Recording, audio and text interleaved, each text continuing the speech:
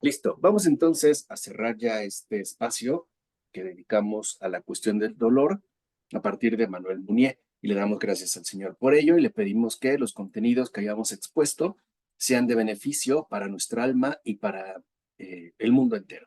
En nombre del Padre, del Hijo, del Del Espíritu Padre, del Santo. Hijo y del Amén. Espíritu Santo. Amén.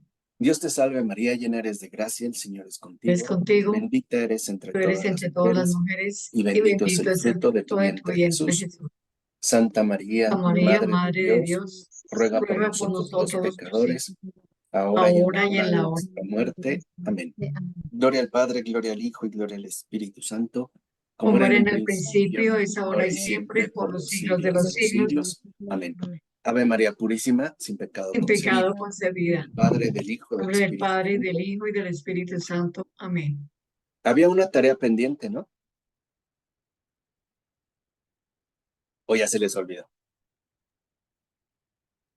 Omar. Yo, profesor, A ver, yo dinos, qué nos tienes que decir? investigué poco. Bueno, según yo, así nada más según yo, es para que todavía sigue habiendo mucha gente como Santo Tomás, ¿no? De que no cree. Y por eso Jesús dijo, ah, pues aquí está para que vean, ¿no? La segunda es para que, bueno, le pregunté al padre, a lo mejor es trampa, pero dice que es para que veamos que Él es, de que Él dijo, se quedan aquí para que vean que yo sufrí. Eso fue lo que busqué. Ok, muy bien, Omar. ¿Quién más se anima? A ver, hermana Rocío, ¿por qué? ¿Por qué las heridas del Señor se quedaron abiertas? ¿Por qué no desaparecieron? Uy, creo que se atoró. ¿Quién más se anima? Hilda, ¿te animas? ¿Pensaste algo al respecto? A ver, ¿qué encontraste? Bueno, lo voy a leer porque ya sabes, yo soy Sí, así sí. de... Bueno, bueno, pues para que tuviéramos presente el sacrificio de amor que hizo el Padre para que pudiéramos salvarnos, para recordarnos que Dios permite el dolor en nuestra vida, para que podamos unirnos al dolor de Jesús en la cruz y podamos ofrecerlo al Padre, para poder valorar la experiencia de amor hasta el extremo y entender que no hay amor más grande y que aún en nuestra pequeñez y con todas nuestras miserias nos permite ser sus colaboradores, para invitarnos a amar y a fortalecer la fe en su victoria y la esperanza de que, si así lo permite, podremos estar un día frente a Él y gozar de la eternidad que nos ofrece. ¿Quién más, Elizabeth? ¿Te animas? Yo había pensado, profesor, que es como tener un punto de mirada en donde fijarse uno cuando tenemos ese dolor y ese sufrimiento, para un recordar de que él también sufrió, y como somos seguidores de él, pues también tendremos que sufrir, pero con una esperanza que es la salvación. Hermana Rocío. Estaba recordando ahorita de unas frases de Santa Clara que dice, si sufres con él gozarás. Y yo estaba pensando que pues el dolor también nos hace más sensibles, pero también nos hace más fuertes para después comprender al que sufre. Porque si yo no he pasado por lo que el otro está pasando, nunca lo voy a comprender ni nunca lo voy a aceptar y pues aceptar con su sufrimiento. Yo lo veo con algunas hermanas enfermas así. De hecho, ahorita todas las hermanas están enfermas de gripe. Creo que nada más estamos como tres que estamos bien. Y digo, para comprender la enfermedad del otro, muchas veces es necesario pasar por lo mismo para poder entender, porque si no, no vamos a entender al enfermo y así lo vamos a cuidar con más amor. Y como dice Santa Clara, también nos vamos a unir al sacrificio de Cristo, a su dolor. Si sufres con Él, gozarás con Él. Esa palabra muy bonita me acordé ahorita. Si sufres con él, gozarás con él. Sí. Ok, hermana. Gracias. Clara Basto, ¿te animas?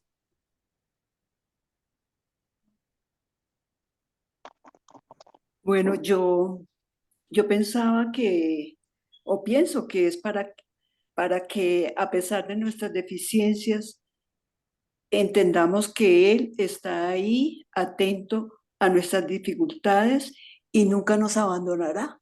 Entonces, que tengamos esa fe firme en Él. Muy bien. Paola, ¿te animas? Yo tenía algo entendido así como lo que dijo Omar, sobre que es como un testimonio del amor de Cristo, o sea, el amor tanto del Padre, del Hijo, como un testimonio de que fue algo real, o sea, algo que no se quedó nada más así como en, en un supuesto, sino que es algo real o algo así. No lo sé describir bien, pero más o menos. Ok, Paola. Edgardo, ¿tú qué dirías? Que no hice la tarea y que no sé. Pero podría decir que hay como que una tentación en pensar que las heridas son para mostrarse al padre y que el padre se goza con ella, ¿no? Eso que mira. Pero bueno, es un Dios de amor. ¿Y por qué tienen que estar abiertas? Porque la redención se sigue dando constantemente. Todavía no, bueno, todavía, no sé, como que todavía no se termina de cerrar y debe estar abierto por eso. No tendría más que decir. Ok. Todo lo que dicen es correcto y claro, es el gran misterio, el cual no podríamos agotar. Pero yo solo quiero destacar, en este caso, un aspecto que solemos pasar desapercibido, y es el hecho de que las heridas del Señor en sus manos, en sus pies, en su costado, son ese sello permanente de lo que ha hecho por nosotros, lo cual significa que no se avergüenza de lo que hizo. Es decir, es su obra de la redención, no es algo de lo cual avergonzarse o algo que fue pasajero, es decir, es el sello del amor eterno, del amor inquebrantable, del amor permanente. Porque si no, es fácil acceder al dolorismo y decir, claro, es como una especie o bien de reproche, ¿no? Para que yo tenga muy en cuenta todo lo que sufrió por mí, o bien es una exaltación morbosa del dolor, como exhibiéndolas ante el Padre, ¿no? La herida abierta. Y no es eso. O sea, es el hecho de que al final lo que él padeció, lo que vivió, aún siendo tan atroz, no le causa vergüenza, porque el motivo, el motor, es el amor.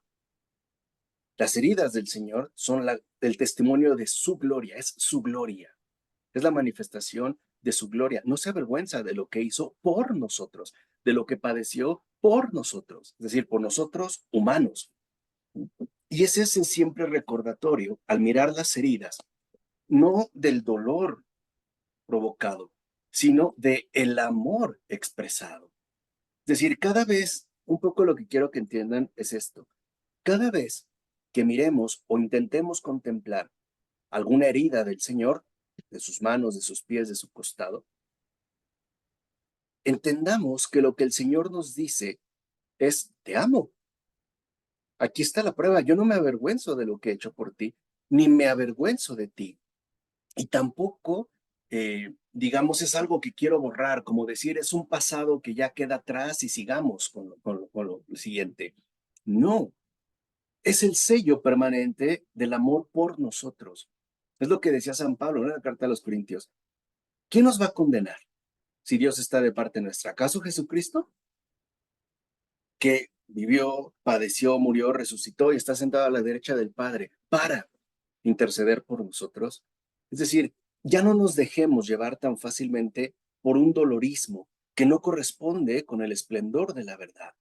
Aprendamos, ¿no?, a mirar la verdad. Es decir, dejémonos deslumbrar por el amor.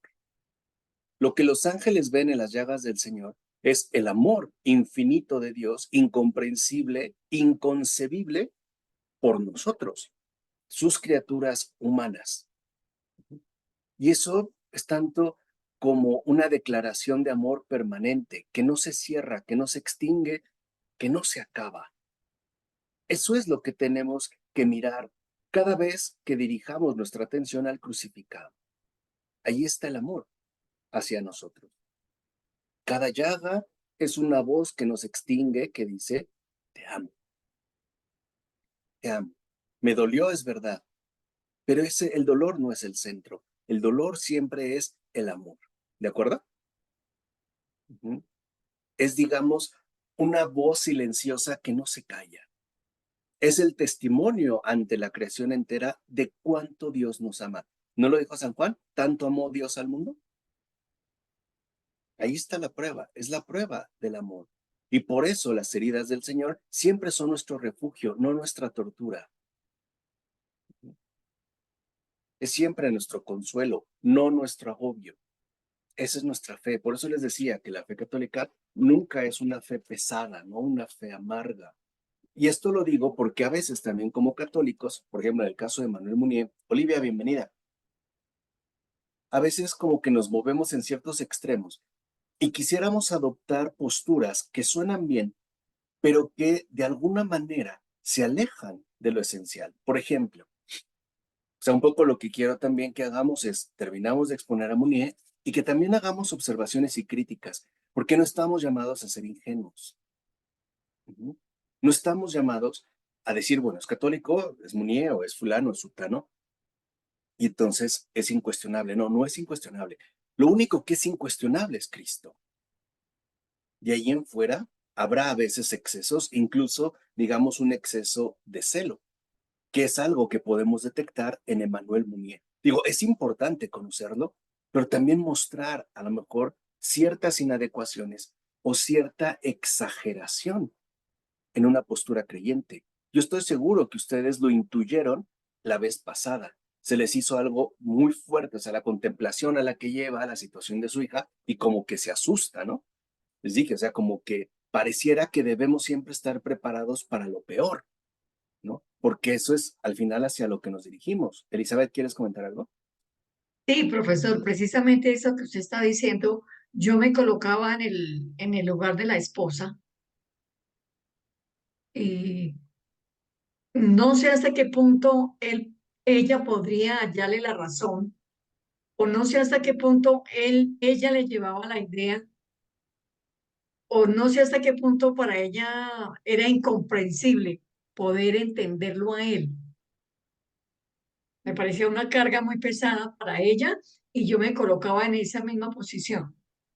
Exactamente. Y tienes toda la razón.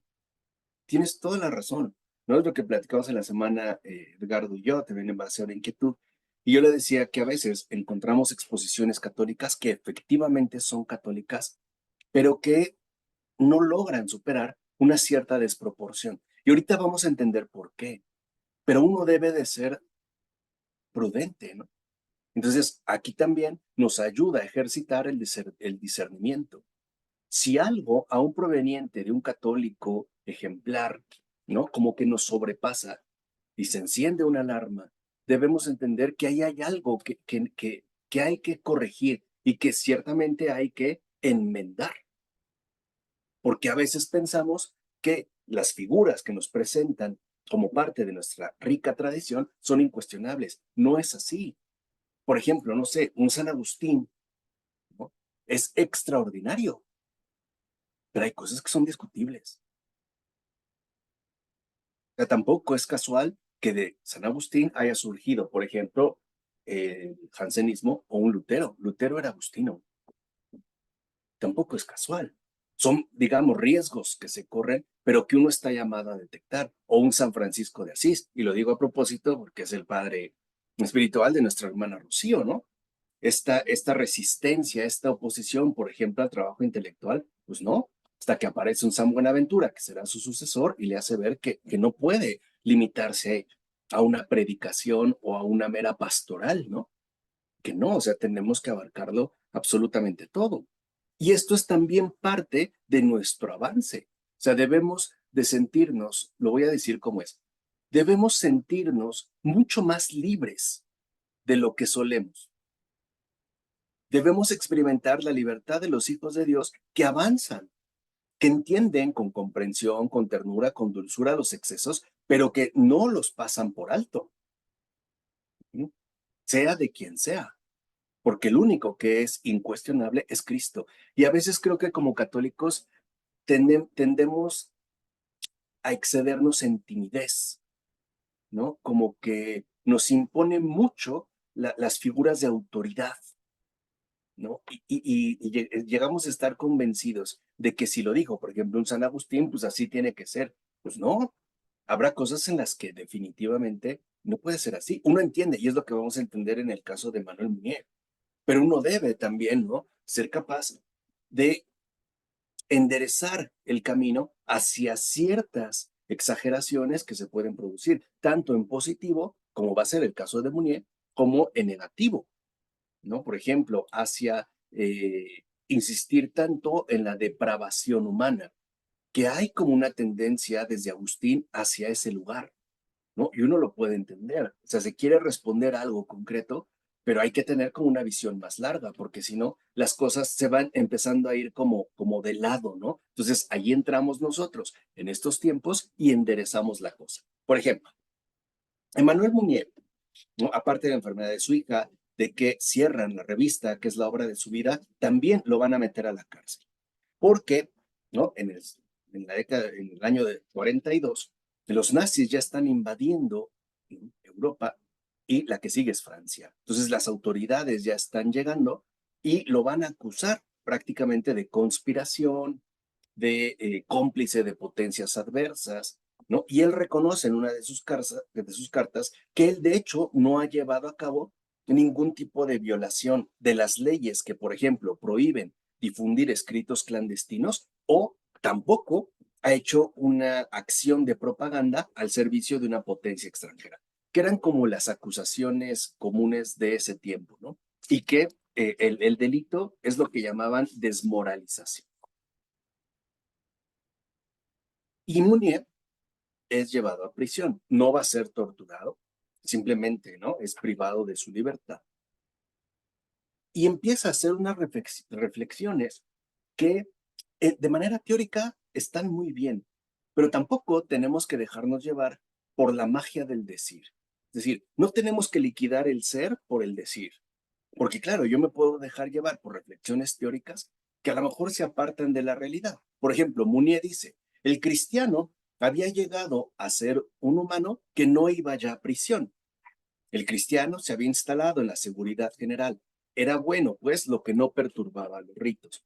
Y uno lo entiende. O sea, para Emmanuel Munier, ¿no? Una de las cosas que eran inaceptables era lo que él llamaba endurecimiento por costumbre. O sea, nos habíamos vuelto demasiado cómodos en nuestra situación de vida, ¿no? Lo único que nos importaba era, por ejemplo, que los ritos habituales no se perturbaran y que, ¿no? De ahí en fuera, pues tratáramos de conservar la mayor seguridad posible. Y digo, uno lo entiende, porque claro que a veces nos dejamos llevar por la costumbre y nos podemos llegar a sentir como ajenos o exentos a cualquier tipo de perturbación. Pero de eso a que necesariamente tengamos que acabar en prisión, hay una enorme diferencia. ¿Por qué? Simple y sencillamente, porque las verdaderas incomodidades no siempre o casi nunca se dan de manera externa. En realidad, el verdadero drama del alma creyente se vive de manera interna. Allí están las dificultades. Por ejemplo, no necesitamos ir a prisión para despertar de nuestro adormecimiento. Basta con tomarse en serio el compromiso de fe, es decir, la relación con Cristo, ¿no? Para experimentar dificultades interiores, como por ejemplo las que intuyo que he estado experimentando desde hace un buen tiempo Elizabeth o Hilda, o Olivia, o Omar, o Edgardo, Paola, o Clara, o la hermana Rocío, ¿no? Sin necesidad de que tengamos que vernos sometidos a situaciones extraordinarias. Y eso es lo que Emmanuel Munier olvida. La fe no deslumbra en las situaciones extraordinarias. La fe se manifiesta en las situaciones más ordinarias. En pocas palabras, lo que quiero decir, y esa es mi crítica, y claro, esto está a debate y para eso estamos aquí, ¿no? Es que una de las convicciones que al menos yo tengo es que la verdadera fe cristiana no es heroica, no es un acto destacado, ¿no? Que nos hace adoptar una especie de figura titánica. Pueden darse casos así, pero la verdad es que no es lo común y tampoco ha sido a lo que se nos ha invitado. Nunca. ¿Qué pasó, Edgardo? Dime. Pero es que igual tenemos una imagen muy constante en la iglesia, en la historia de Pablo, después de los mártires.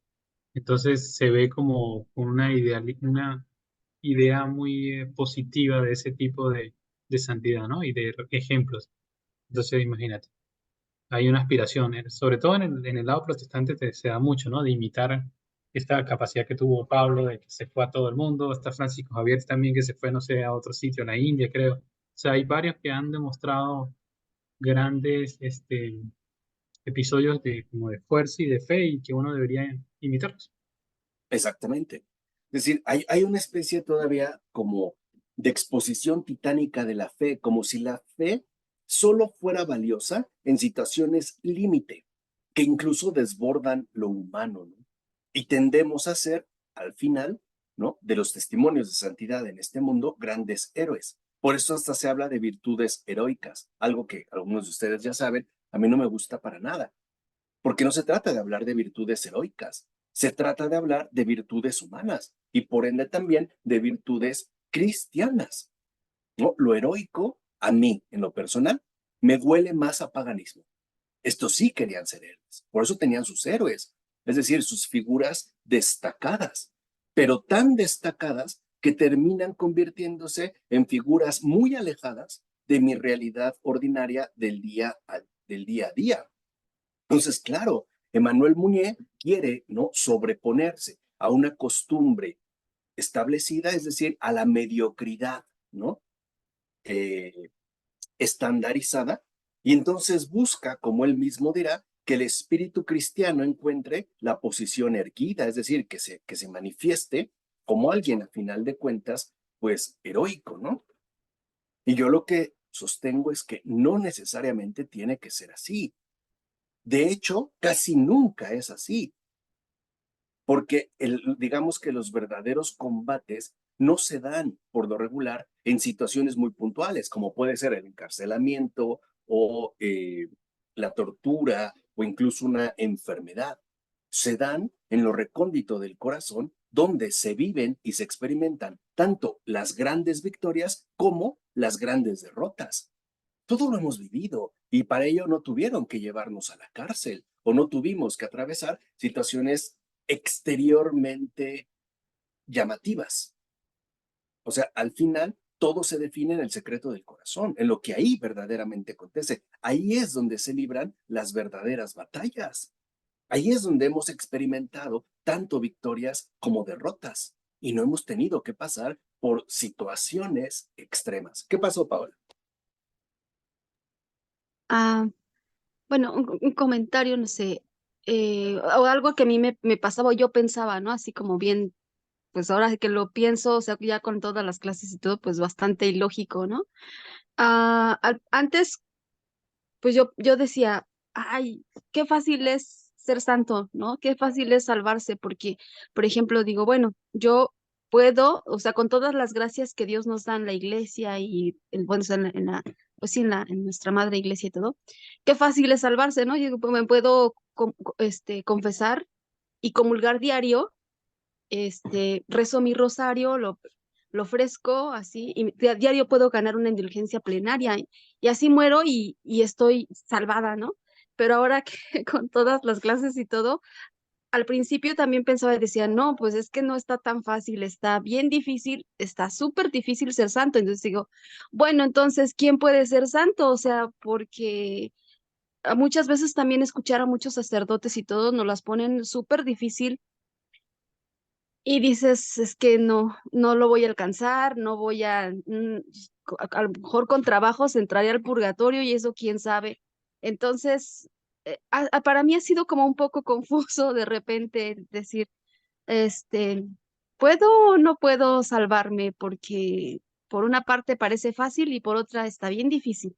Y sobre todo cuando pues nos empieza a ir mal en muchas cosas y entonces se empieza a tambalear nuestra fe, ¿no? Ahí es con donde un poco más difícil y creo que, bueno, no sé, todavía a este punto no creo que sea muy fácil ser santo, pero tampoco creo que sea tan difícil. Lo que pasa es que siento que no encontramos el punto. No sé si es por nosotros, o sea, por nuestro corazón abierto o cerrado a Dios, o de plano no entendemos. No sé, yo estoy un poco confundida. Sí, claro, y es porque se ha desplegado una imagen de la fe a partir de, ¿no? Vamos, por hacer una referencia histórica, recuerden, siempre debemos de partir, ¿no? De una situación puntual. A partir de los héroes revolucionarios que empiezan a destacarse con la Revolución Francesa, pues la Iglesia también quiere tener sus héroes, aquellos que destaquen por virtudes cristianas, por caridad, por fe, por perseverancia, por paciencia, por ayuno. Y entonces se empiezan a basar en esos rasgos que en definitiva pues no son, digamos, habituales o no son lo usual. Entonces se empieza a hacer de la fe una especie como de premio, ¿no? Al fuerte, al indoblegable, al que no se quebranta, o como dice Manuel Munier, ¿no? Al que mantiene y conserva siempre y en todas circunstancias el espíritu erguido, ¿no? Es decir, levantado, heroico, ¿no? Firme. Cuando nuestra realidad ordinaria nos ha dicho y nos ha hecho ver que ciertamente no es así. O sea, no es, a ver, la fe no es algo extremadamente sólido, es algo firme, pero es flexible. Esa es la idea que quiero que entiendan. Es decir, cuando quiero hacer de la fe un metal indoblegable, la fe termina convirtiéndose en una camisa de fuerza que me asfixia y que me hace ver mi insuficiencia. Es decir, la fe ya no es un consuelo. Y por ahí muchas veces nos hemos dejado ir por esas imágenes lindas que la geografía oficial despliega desde el siglo XVIII. En particular también ya en el siglo XIX, por no hablar del siglo XX. Pero si, por ejemplo, uno empieza a ver con San Juan Pablo II las figuras de santos que se nos ofrecen, pues no todos destacan, digamos, por su capacidad heroica ante ciertas circunstancias. Los hay, es verdad, pero no es como la regla única y tampoco es el único criterio que nosotros estamos llamados a seguir. Al final lo vemos en sus propios apóstoles, pues Jesús escoge, ¿no? Seres humanos de carne y hueso que tienen debilidades, que dudan, pero que avanzan, ¿no? De hecho, en sus apóstoles, vamos, no, vamos lo podemos decir de una manera muy clara. El Señor no escoge a los más destacados, escoge a los más comunes de entre los comunes. No es un club VIP y tampoco es una élite especial, ¿no? O sea, la fe se adapta bastante bien a la humanidad concreta, es decir, a nuestra propia realidad humana. Por ejemplo, a veces puede ser que sintamos que mi fe se quebrantó y me siento peor porque no mantuve mi fe firme. La pregunta más obvia es, ¿qué no tenemos suficiente con lo que estamos experimentando como para todavía reprocharnos mi fe débil o simple y sencillamente mi debilidad humana? ¿Qué no es mejor reconocer que también podemos experimentar momentos de quebranto, de debilidad, incluso de fastidio, sin que eso perjudique mi propia vida creyente? Es decir, no somos titanes, somos al final, ¿no? Seres humanos. Por ejemplo, Emmanuel Munier dice, ¿no? Estoy en la cárcel, no creas que estoy hundido sin fuerzas. Tengo el corazón limpio y la conciencia recta.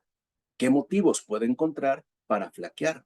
Claro, estoy un poco aturdido, o al menos lo estuve al principio, por lo imprevisto de la situación, es decir, por la detención, pero ahora estoy firme, ¿no? Y dice, incluso me siento profundamente feliz por estar aquí. A un ser humano le hace falta haber conocido la enfermedad, la desgracia o la prisión. Y yo digo, pues no, porque no es algo que nos resulte absolutamente necesario.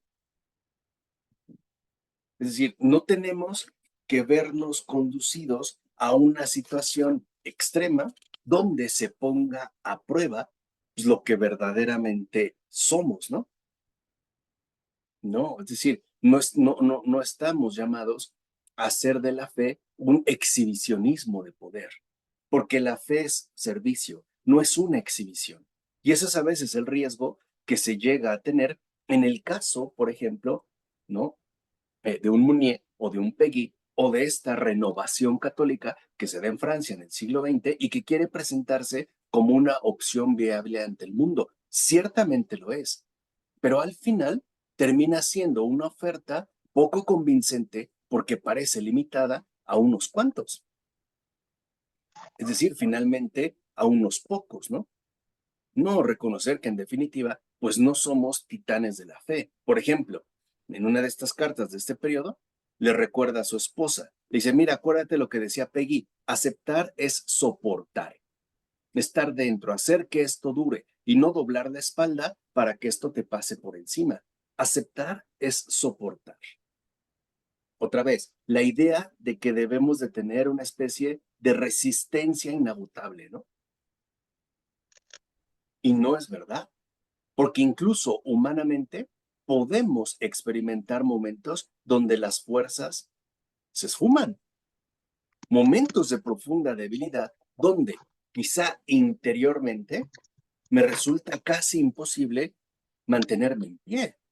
Entonces, ok, mi fe se tambalea, mi fe se quebranta, de acuerdo, pero el Señor está conmigo, incluso en mi debilidad. No tengo que hacer de la fe ni siquiera, otra vez, como un espectáculo de fortaleza, ¿no?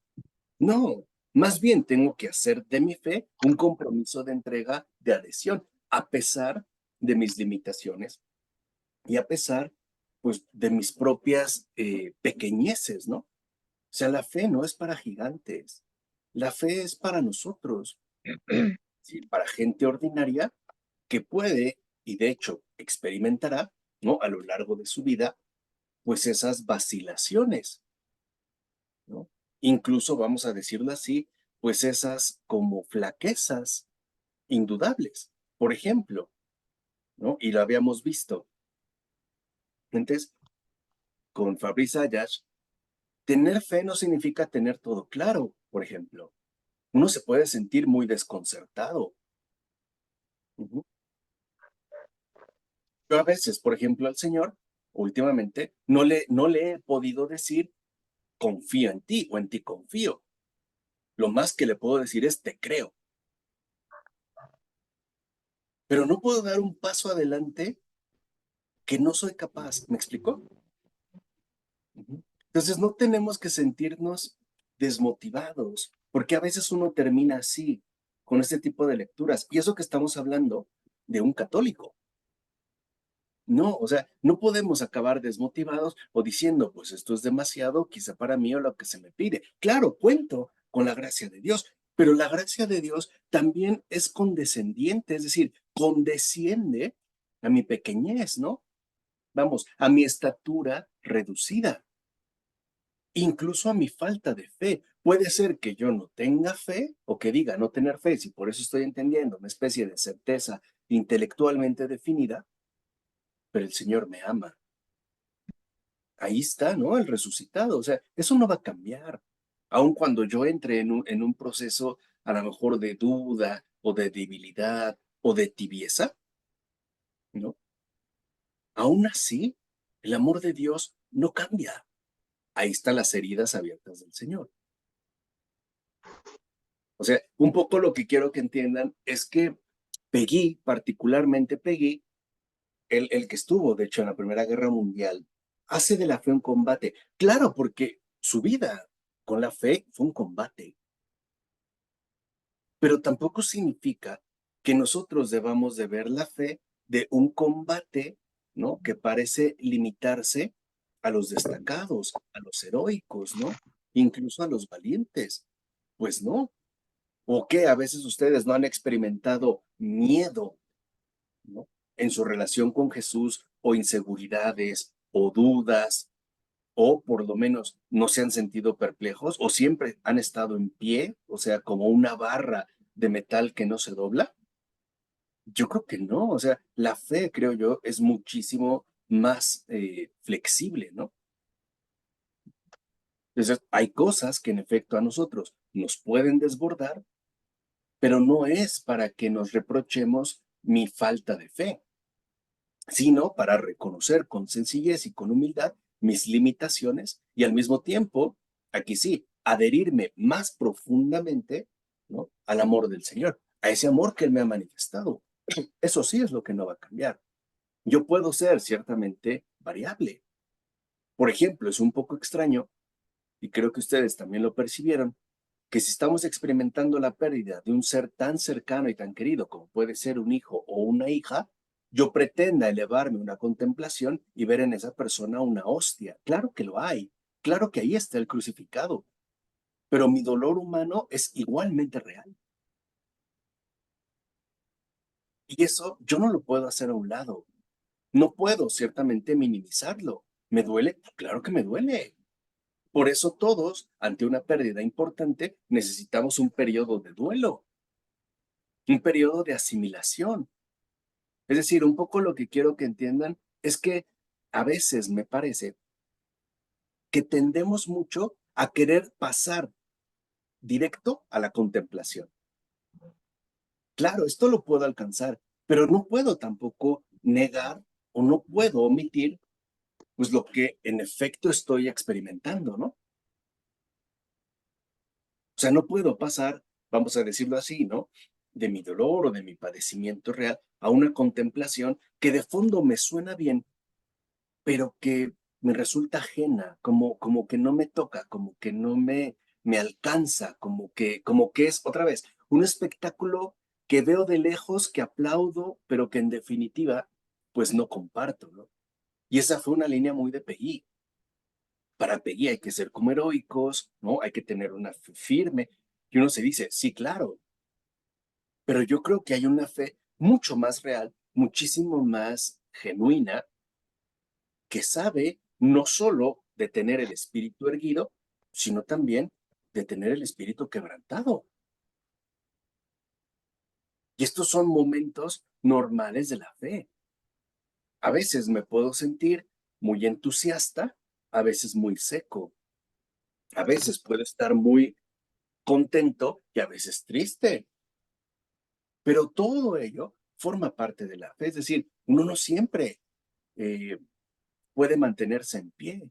O seamos sinceros, queremos servir a Cristo, queremos servir al prójimo, pero no también cansa, no también es cansado, no también a veces resulta como fastidioso ese camino de perfección que el Señor nos ofrece, no también a veces hacemos berrinche o nos darían ganas simple y sencillamente, ¿no?, de salir corriendo. Pero esto es parte de nuestra realidad humana, o sea, Dios nos toma muy en serio. Y creo que de igual manera nosotros debemos tomarnos en serio a nosotros mismos, con los avances, o sea, no buscar un perfil de fe que destaca eh, por su carácter extraordinario, sino por su autenticidad. Por ejemplo, el hecho de permanecer fiel al Señor a pesar de todo, incluso a pesar de mí mismo, donde no me avergüenzo de mí o de mi pequeñez, donde no me siento cohibido o no me siento inadecuado para, sino que me siento bendecido por como soy. ¿Sí se entiende lo que quiero decir? Sí, ¿No? ¿Qué pasó, Isa? Profesor, quería preguntarle que si esa situación que vivió Manuel Munier se pudiera comparar con la situación del apóstol Pablo cuando él manifiesta en sus cartas tanto sufrimiento, que fue encarcelado, que recibió no sé cuántos azotes, que enfrentó naufragios, que estuvo enfermo, pero que él manifiesta que su fe siempre estuvo en pie. Podríamos decir que tal vez hay un paralelo, hay una similitud o es diferente. No, sí hay una similitud, porque también vemos Pablo es evidentemente un alma fogosa, desde que era fariseo, ¿no? Y después también, claro, lo va a mantener y lo va a conservar. Pero así como tiene esto, también Pablo tiene la capacidad, que es lo que no alcanza Munier, a reconocer en definitiva que no todos somos así y que no por eso Dios nos ama menos o nos encontramos en una situación distinta. Esa es la diferencia, ¿no? O sea, en Pablo, claro que también hay un perfil heroico, pero también hay un reconocimiento pues, de las debilidades, por ejemplo, ¿no? Cuando dice, coman, beban, denle gloria a Dios a todo, en todo, ¿no? Él pone como modelo lo que ha hecho, pero tampoco se olvida de que la fe no tiene un solo perfil. Es como algo que debemos de entender. Para Munier sí, o sea, la fe tiene que ser heroica o no es fe. Y yo aquí sí digo, no, señor Munier, no es así. Porque la fe no necesariamente tiene que ser una fe fuerte. También es verdad que hay una fe débil, pero fe a final de cuentas. Hay una fe que avanza a tientas, gateando. Hay otros que corren, como la imagen que muestra Pablo, ¿no? Yo hice la competencia, no miré, corrí, ya obtuve la corona. Uno dice, pues yo estoy avanzando, gateando, ¿no? Ahí voy. Pero al final, esa es mi experiencia concreta y que además el Señor valora y toma en cuenta. A ver, lo que quiero que entiendan es esto, que nuestra fe debe realizarse en nuestra situación humana personal, porque eso es lo que el Señor espera de nosotros. Si yo tengo una fe berrinchuda, pues es mi fe berrinchuda,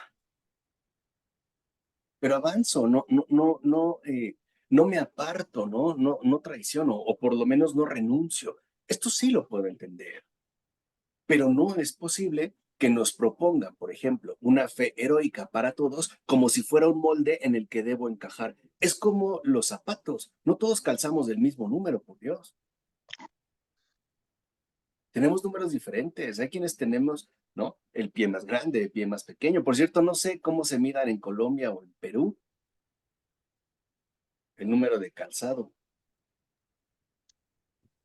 37, 38, 39 son como medidas, ¿no? Estándares. No sé si allá es por talla o 9, 8 como los americanos. No, lo quieren abrir, pero igual aquí es 22, 25, 27, Claro. ¿no? Ya 29 ya es como patón, ¿no? Ya es un pie bastante amplio. Ah, no, aquí el más grande puede ser 43, 44, ¿verdad, Elizabeth?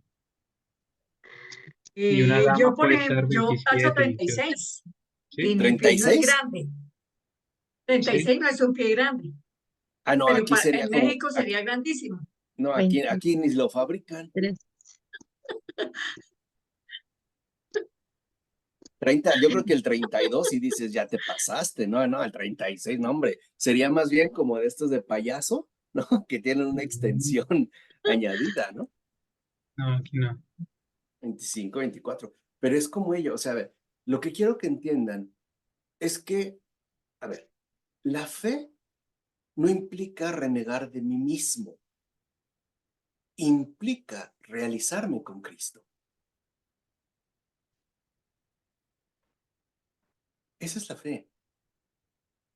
Algunos tendrán quizá una capacidad mayor, perfecto, pero no significa que es como el molde, otra vez, al que todos debemos encajar. Porque si no, si uno se apega, ¿no? Literalmente a Munier, pues es como ponerse un calzado demasiado grande. Y decimos, no, pues no me queda, ¿no? Entonces mejor me alejo o me aparto. No es así. Por supuesto que la fe tiene sus exigencias, pero no es como un molde ya dado, tampoco es como un molde ya establecido, ¿no? Entonces, claro, uno puede aprender, por ejemplo, en la cuestión del dolor, ¿no? Que está planteado, pero a veces me parece que no deberíamos precipitarnos tanto hacia lo que podemos decir. O sea, como que deberíamos de asimilar más la realidad en la que ciertamente nos encontramos, a menos que, eso sí, pues se trate de una criatura, perdón, de una gracia extraordinaria. Lo puedo creer, por ejemplo, como un San Antonio Abad, ¿no? Donde San Atanasio escribe su vida, su biografía. Va y se aparta del mundo como 30 años, lucha con los demonios, Come, hay de vez en cuando una persona se acuerda y le avienta un pan. Uno lo puede entender, decir, ok, pero no es como el único camino, o sea, tampoco es como la única vía aceptable o la única vía destacada, ¿no? No, o sea, la fe es cuestión de entrega en mi realidad concreta, ¿no? Porque el testimonio de Cristo es lo que ha hecho en mi vida, claro, haciéndome ir más allá de mis limitaciones, pero nunca renegando de lo que soy, por ejemplo. Es lo que les digo, habrá una fe para los fuertes, pero también hay una fe para los débiles. Habrá una fe para los extraordinarios, pero también hay una fe para los ordinarios. Habrá una fe para los invencibles. Bueno, también hay una fe para los vencidos. O, por seguir el ejemplo de Munier, hay una fe para los erguidos, pero también hay una fe para los encorvados.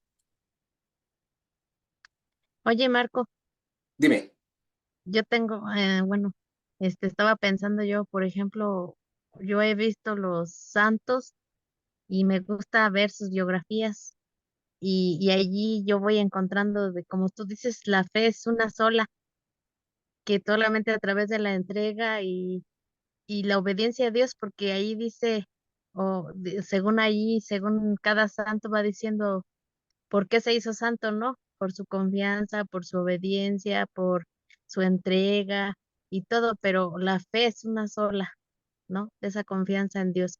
Me estaba acordando ahorita también de Job, que decía, el Señor me lo dio, el Señor me lo quitó. Cómo a pesar de todo lo que le pasó, seguía creyendo. Y de Abraham, pues que también él, que le dijo, vas a sacrificar a tu hijo. Y un padre nos decía en una homilía, ¿no? Era una misa de 25 años, decía, a ver ustedes, era esa lectura, y dijo, ¿ustedes serían capaces de matar a uno de sus hijos? No, pues todos dijeron que no. Y entonces, dice, porque según aquí Abraham obedeció a Dios y le dijo que sí, y preparó todo para sacrificar a su hijo. Y yo dije, pues, ¿cómo así? Y ya viendo así la fe, sí, sí exige mucho, porque pues a veces uno puede decir, pues sí, sí, creo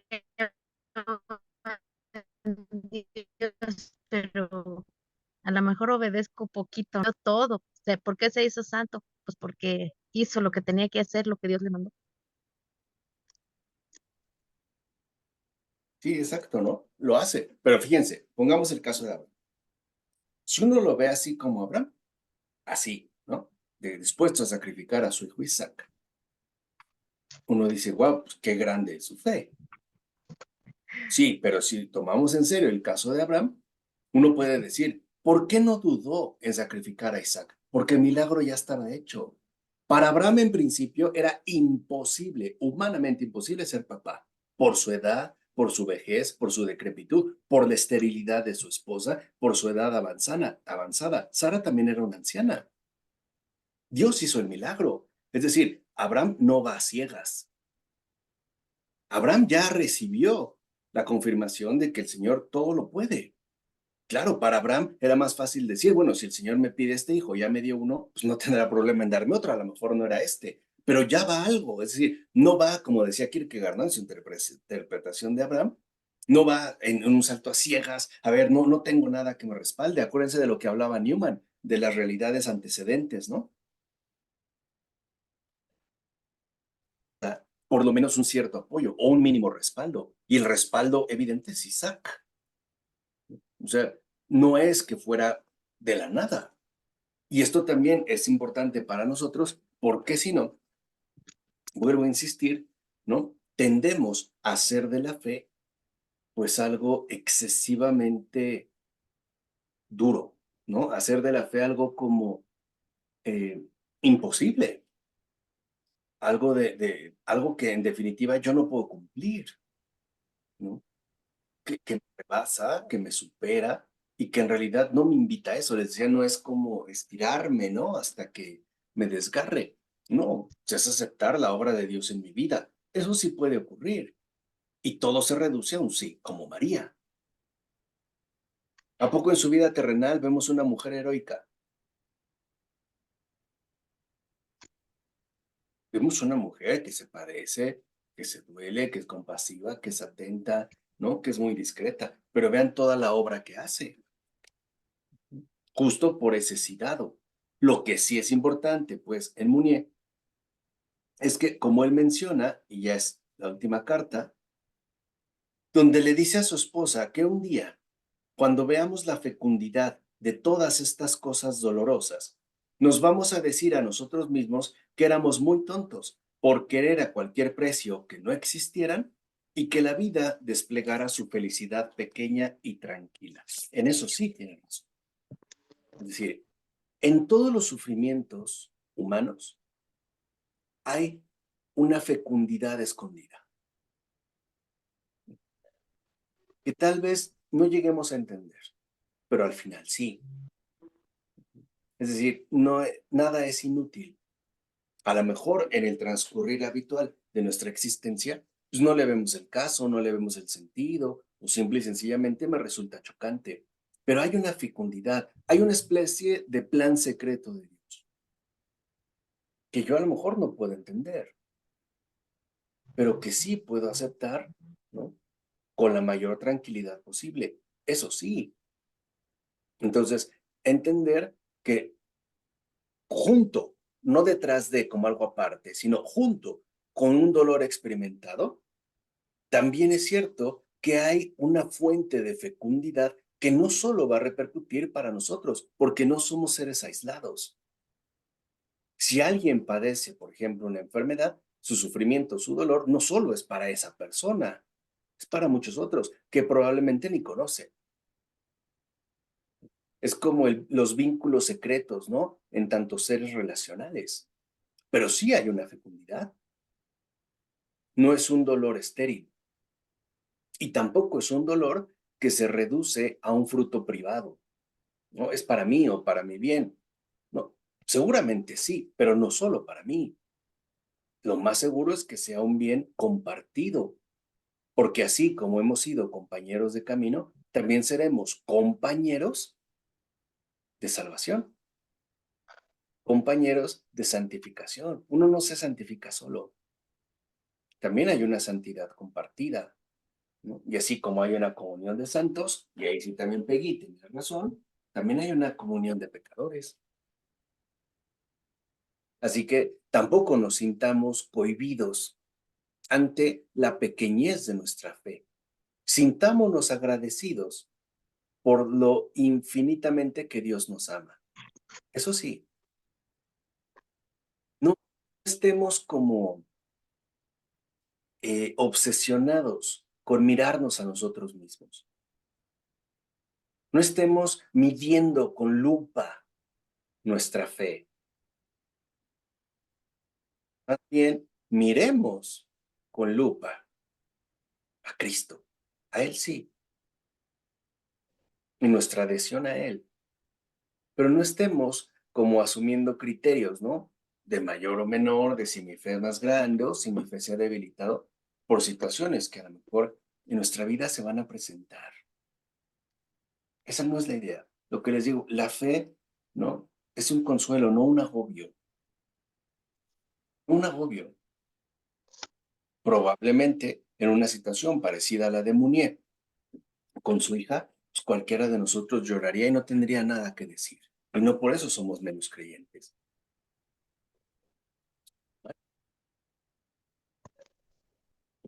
Capaces de dolerse, capaces de decirle a Jesús, no entiendo, no me gusta, incluso no estoy de acuerdo, pero sí confío en ti. Eso sí lo puedo hacer. Para que nuestra fe se vuelva ciertamente algo ligero y algo que entusiasma, no que asusta, ¿no? No que espanta. ¿De acuerdo? Entonces, cuando se topen a un autor o autora católico, católica, sea quien sea, tampoco pequemos de exceso de timidez ni de servilismo.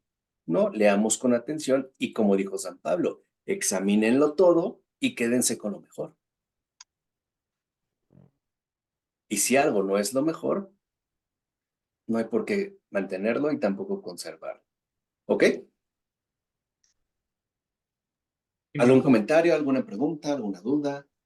Y bueno, le diría a Muriel entonces que los que tenemos hernia no podemos estar tan erguidos. Exactamente, ¿no? Y lo otro Exactamente. es, oye, me gustó eso, la perspectiva de lo de Abraham y el hijo, ¿no? Porque realmente la fe ciertamente es confianza. No, no es el tipo de sacrificio que se hace, lo que se está evaluando, sino la confianza. ¿Y, y qué hizo, o sea, María, qué hizo realmente para poder merecer la gracia? Porque ella no hizo un acto gigante para poder tener la gracia de Dios. Y es la llena de gracia. Y es Exacto. ¿Qué el hizo? mayor porcentaje. Exacto. ¿No? ¿Qué hizo? Abrirse por entero a Dios sin ningún tipo de muestra propia de lo que es capaz de hacer. En María, lo que sí se da es mostrar lo que se es capaz de recibir, recibirlo todo de Dios, incluso al mismo. Por eso, no lo olviden, esa es la diferencia. Es decir, yo les propongo una fe mucho más mariana que muneriana, por ejemplo. Por eso el demonio huye despavorido de María. La razón es muy simple. Porque, por ejemplo, con San Miguel Arcángel, ¿no?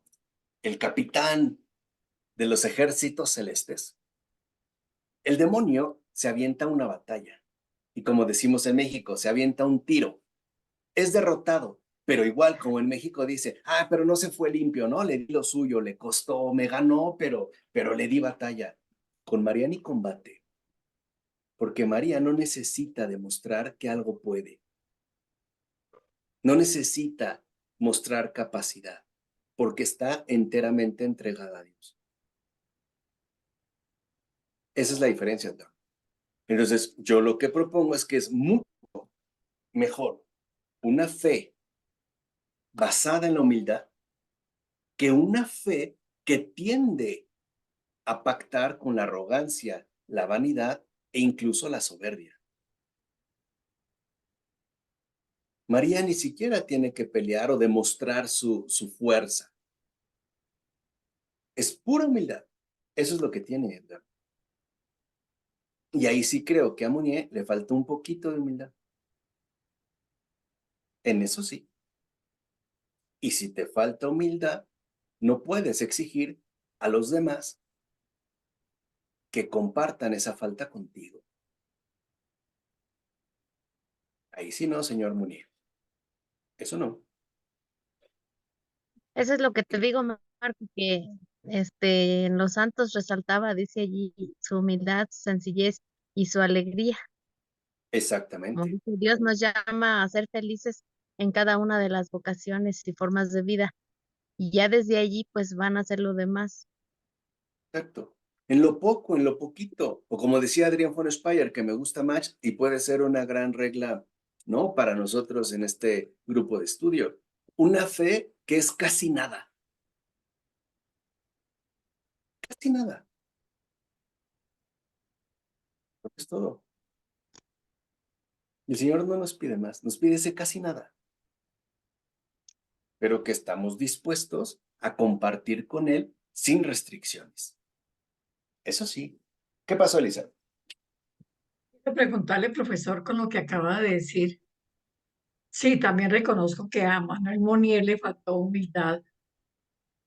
Y en medio de semejante dureza, porque yo lo veo muy fuerte, muy duro, ha podido ser posible que interiormente haya sentido dolor y sufrimiento y lo haya querido tapar con su arrogancia. Eso es lo que yo decía, liquidar el ser con el decir. Pues luego escribo, hago una teoría, me paso a la contemplación y como que lo despejo. Pero no, o sea, también, ¿por qué no quedarse en este punto sin necesidad de querer como pasarlo de puntitas o rápido, ¿no? Es decir, como decía Peggy, ¿no? Aceptar es soportar. Sí, pero no soportar de resistencia, sino soportar de insuficiencia, de decir, esto es quizá demasiado para mí, me asusta. Me asusta ir a prisión, me asusta que me maten, que me torturen, tener una enfermedad que me quebranta. Por supuesto que me asusta. No es algo que anhelo fervientemente, ¿verdad? Yo creo que con sinceridad nadie quiere algo así. Me asusta. Y no tengo por qué avergonzarme de esa, digamos, como de ese temor que me invade. Más bien lo que tengo que hacer es reconocerlo y saber que sea lo que sea, el Señor no me va a abandonar porque Él es fiel. Puedo fallar. Es decir, vamos a decirlo así, una fe para débiles, ¿no? No para gigantes, para pequeñitos, chiquitos, para bebés, no para adultos. ¿Qué pasó, Paola? Ay, profesor, bueno, no sé si, bueno, no me molesta hacer, es que, quería hacerle una pregunta, o si me puede ayudar a discernir algo, porque, bueno, ahorita que estamos con el tema, hace unos días, yo la verdad digo, desde que les platiqué sobre la situación de mi situación económica y todo lo demás, y aparte de salud, porque sí me he sentido un poquito más mal de salud. Entonces, sí, el otro día me sentía bastante mal, tenía tanto dolor que sí no voy a decir que me enojé con el señor, pero sí le reclamé. Y es algo que yo no acostumbro. O sea, siempre me agacho y ya, y digo, bueno, está bien, si es lo que tú quieres, pero esta vez no me resistí. Entonces le reclamé y le dije, bueno, ya estuvo bueno, ¿no? O sea, te diviertes, te, te sientes bien así o qué. Después, obviamente, me arrepentí porque yo digo, es que perdóname, es que yo no soy así contigo, pero es que mira, me siento mal, etcétera, etcétera. Y hace de una semana, dos veces en la semana, me ha pasado algo extraño. Por eso quiero, o sea, que me ayude a discernir, Ujú. igual que bueno, está la hermana también, para que me ayuden porque am, en la semana he tenido dos pesadillas bastante feas para mí, donde siento la presencia de un demonio y me aprisiona, no me deja moverme y aparte lo siento como si me respirara en la cara.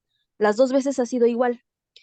Entonces, sí llega un momento en que digo, será, no un castigo, porque no creo que sea un castigo, pero será mi fe ahorita débil, que es algo que yo estoy imaginando o es algo que sí me está pasando porque, no sé, porque mi fe está débil. No lo sé, no sé discernir en esa parte, porque sí siento mi fe en este momento, la siento débil. Ok, a ver, Paola. Yo lo que podría decirte es lo siguiente. Si es algo que te está pasando, es algo real, pero es una tentación. Es decir, en esas pesadillas que sí se pueden presentar, el mal espíritu quiere que le cuelgues a él la medallita, que desvíes tu atención y que digas que si estás así es por él. No es verdad, porque en realidad la obra es del Señor, no es de él. Y no tienes que darle el crédito a él. La obra es del Señor. Él es el impostor, es el mentiroso. Es como decir, estás así por mí, te tengo sometida, ¿no? Te respiro en la cara, mi aliento fétido, de muerte, frío, ¿no? Para que te quedes conmigo, como si me tuviera, yo te tengo en mis manos, ¿no? Pues es como sometida. Ese es un engaño, por eso se da en sueños. Porque si tú estás en manos de alguien, es en manos del Señor. Punto. Con el puño cerrado, sí, pero en las manos del Señor. No tienes por qué desviar tu atención, en este caso puntual, hacia el demonio, porque entonces perdemos de vista al Señor y empezamos a decir, claro, es que a lo mejor me han hecho algo, tengo un maleficio, tengo una maldición, el demonio me está atacando, y se lleva como el crédito, ¿no? Que esa es la soberbia. Y no hay simplemente por qué permitirlo, ¿no? Como le decía, aquí sí, San Antonio Abad, una vez que se le presentaron muchísimos demonios, ¿no? Y le gritaban y le vociferaban y le decían, te vamos a destruir. Hasta que San Antonio Abad, así como la hermana, de repente estaba sentado, puso así su manita y les dijo, a ver, momento. Si ustedes de verdad me fueran a destruir, bastaría con uno, si Dios lo permitiera. Pero veo que son muchos. No se necesita tanto para acabar conmigo. Así que dejen de estar de mentirosos. Y se fueron, ¿eh? Lo mismo tú, Paola. No te dejes enredar por el engaño. Si te quisiera destruir, créeme, ya lo hubiera hecho. Sin pensar. ¿Se den un sueño? Sí. ¿Por qué? Porque ese es un sueño. ¿Qué hay que hacer? No darle crédito a los sueños. Estuvo bonito, estuvo feo, fue un sueño y se acabó. Listo. Vuelvo a mi realidad. Hermanos, ¿de quién estoy? Del Señor. Eso es, digamos, como para desatar el nudo, ¿no? Porque a veces sí pensamos que viene todo del mal o que es el mal el que está interviniendo. No, o sea, en realidad es justo lo contrario. En esos momentos puntuales, cuando más señalamos el mal es porque quiere como distraernos, como decir que eso es obra suya. No, la obra es del Señor. Si el Señor quiere que acaben conmigo, que acaben conmigo, pero es porque Él va a querer, porque los va a dejar. Si no, no. Así de simple. Y el mérito es, en este caso, ¿no?, del Señor. Puede ser que tenga una fe débil, pero créeme, si tu fe verdaderamente fuera tan débil, o como tú la sientes, o como tú la percibes, el demonio ni se te acerca. Porque el demonio es tan arrogante que siempre va por los peces gordos, nunca va por los debilitados, porque eso no le aporta relevancia. Si tu fe estuviera tan débil, ni caso te haría. Es al contrario, porque sabe que en esta dificultad que estás atravesando, el Señor te está haciendo madurar como tú no te imaginas y sabe el fruto que hay. Lo intuye, lo olfatea, lo que quiere es quitártelo y confundirte. No, si realmente tu fe fuera débil, ni lo soñarías. Así de simple, Paola. No sé si fui claro. Sí, profesor, muchas gracias. De verdad que me causa mucho consuelo lo que usted me dice, porque le digo, yo no acostumbro nunca a enojarme con el Señor porque siento que yo no tengo derecho, pero me ha costado un poco. Muchas gracias. Ok, no acostumbras a enojarte con el Señor. Acuérdate, yo sí me acabo de enojar, le dije Edgardo, ¿no? Y lo supo. Porque de manera inesperada se rompieron mis lentes, los que usaba por la mitad. Estos que traigo son unos que me mandaron a hacer, pero que no me quedaron bien, no tienen bien la gradación, veo chueco. Y yo sí me súper enojé, Paola, y le dije, ¿es en serio? Yo dedicándome a ti y no tengo ni para unos lentes. ¿Es verdad? Y enojado, no creas que es una broma. O después, ay, señor, perdóname, estaba enojado. No, estaba enojado. Y fui, ¿no? Sinceramente enojado con él. Y después aprender, ok, bueno, lo que te dije, ¿no? No es de mala suerte que quieran, bueno, si el Señor quiere que haga chueco, pues veré chueco, punto, ya. O sea, no tengo por qué detenerme o tratar como de enredarme, donde uno también, ¿no? Aprende que a veces para nosotros hay cosas que son importantes y que quizá puede ser que no. No es que el Señor me quiera hacer la vida imposible o que no me quiere, no me ama, entonces me quiere dar lo peor, ¿no? Simplemente para que yo no me atasque, a lo mejor en ese tipo de criterios a los que podemos estar humanamente acostumbrados. Pero bueno, pues uno sigue adelante y ya, digo, tampoco es tan trágico, ¿no?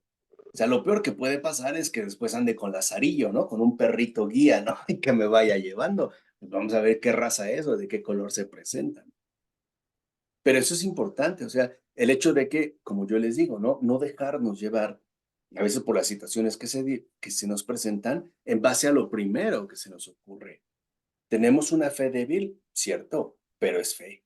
Eso sí, es una fe casi nada, sí, pero es fe. Es casi nada de fe, pero es fe. El Señor que dijo, si tuvieran un granito de mostaza, ¿cuándo dijo? Si tuvieran una montaña, el Himalaya, ¿no? De fe, pidió un granito. Nosotros tenemos casi nada de ese granito, pero una partícula sí la tenemos y con eso nos basta. Con eso es suficiente. Un grano de fe. Con un granito. pero ese granito de fe es por Cristo y para Cristo. Y con eso el Señor nos dice, excelente, perfecto, vamos bien. ¿De acuerdo? Ahora la Sí, pregunta muchas gracias. bien, la pregunta más importante. ¿Continuamos? ¿Nos reunimos el próximo viernes? Sí, ¿Sí? Ok. Entonces, en la semana yo les mando el vínculo y les digo el tema. Déjenme todavía en la oración definirlo bien, tengo algunas ideas, pero para aterrizarlo, y les digo ahora qué temática abordaríamos a partir del próximo viernes. ¿De acuerdo? Sí, señor. Ujú. Bueno, Claro que sí. pues como siempre agradezco su cercanía, su acompañamiento, su buena disposición. Que Dios les bendiga mucho, abundantemente, y que también Dios nos sorprenda con su bondad y con su auxilio, ese auxilio que viene de lo alto. Vale, pues buenas noches, Hilda, buenas noches, Elizabeth, buenas noches, Olivia, buenas noches, Omar, buenas noches, Rocío, buenas noches, Edgardo, buenas noches, Paola, y buenas noches, Clara Basto. Que pasen muy buena noche y tengan un buen descanso. Usted también, Muchas profesor, gracias, que profesor. descanse. Gracias. Muchas gracias. Buen A descanso. todos que pasen buena noche. Buenas noches. Igualmente, muchas gracias. Les mando el Bendiciones. link en la semana. Gracias. Gracias. Ahorita le cambio el nombre al chat, ya verán. muchas gracias. Bye. Bye.